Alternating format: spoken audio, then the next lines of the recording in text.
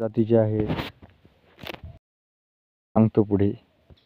बकासूर पेटवला का नाही आणि आमच्या म्हशी किती लिटर दूध देतात तर सांगतो पुढे मी. ब्लॉग प्लीज स्किप करू नका. तर चला मग. आणि ही याच्यातली कृष्णाची आई कोणती आहे? कृष्णाच नाही आपला, याच्यातली कृष्णाची आई, हे सर्व सांगतो मी याच ब्लॉगमध्ये. तर जय महाराष्ट्र, जय शिवराय मित्रांनो. तर स्वागत आहे पुन्हा एकदा माझ्या नवीन ब्लॉगमध्ये. तर माझं नाव आहे गणेश आणि मी आहे महाराष्ट्रातून वाशिम जिल्ह्यातला. तर सध्या आपण आहो आपल्या शेतात आणि इकडं बघू शकता तुम्ही ही आमची एक कारवड इकडं मस्त आहे. काय करायला कानू, जाय बाहेर जाय, धिंगाणा करशील बाई. हा बैलाचा कोठा आहे आणि हा आपला कृष्णा. अरे कृष्णा तू कुठे लपला होता? हे पहा कृष्णा आलेला आहे आमचा. तर हा मित्रांनो कृष्णा आणि ती कृष्णाची आई. तर इकडं आमचा भाऊ गाईचं गोमूत्र धरत आहे आणि हे दोघं मायलेक कृष्णा आणि कृष्णाची आई. आणि तिकडं आमचा भाऊ गोमूत्र धरत आहे. तर किती धरलं गोमूत्र? लिटरवर धरलेलं आहे गोमूत्र आमच्या भावानं. आणि हे पहा इकडं कृष्णा मस्त खायला इकडं. ए कृष्णा. तर चला तुम्हाला आमचा सगळा कोठा, आमच्या कोठ्याच्या बाहेरचं वातावरण दाखवतो, आमची झाडं दाखवतो आज पूर्ण ब्लॉगमध्ये. तर प्लीज ब्लॉग स्किप करू नका, एवढा ब्लॉग पाहाच. तर चला मग. तर सध्या आता आपण आलेलो कोठ्याच्या बाहेर. हे बघा कोठ्याच्या बाहेरचं वातावरण. हे आमचा ट्रॅक्टरचं शेड आहे आणि याच्यात कडबा राहते. हे आपले एक ट्रॅक्टर आणि ते जुनं ट्रॅक्टर. आणि इथं आम्ही गाड्या पार्क करत जाऊ, पण सगळा धिंगाणा झाला इथं. तर ही ट्रॅक्टरची जागा आणि इथं गाड्याची जागा राहते, इथं 3 गाड्या. तर चला मग. तर मित्रांनो खूप जणांचे प्रश्न होते की आमचे बैल कोणत्या जातीचे आहेत. तर मित्रांनो हे बैल जे आहेत ना ते आमच्या गाईचे, घरच्याच गाईचे आहेत.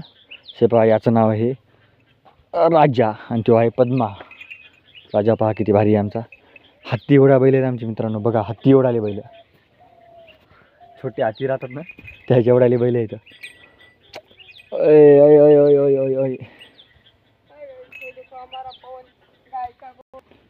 तर प्लीज मित्रांनो एवढा ब्लॉग स्किप करू नका, कारण की हा ब्लॉग जर पूर्ण पाहिलात तर माझं चॅनल मॉनिटाईज होईल.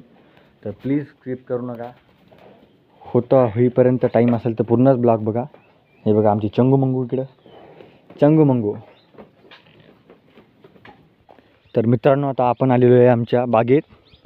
तर ही सगळी आमची बाग आहे, आंब्याची झाडं. हे जे दिसत आहे हे अंजिराचं झाड आहे. हे एवढं याला अंजीर पण आलेलं आहे, दिसत असेल तुम्हाला.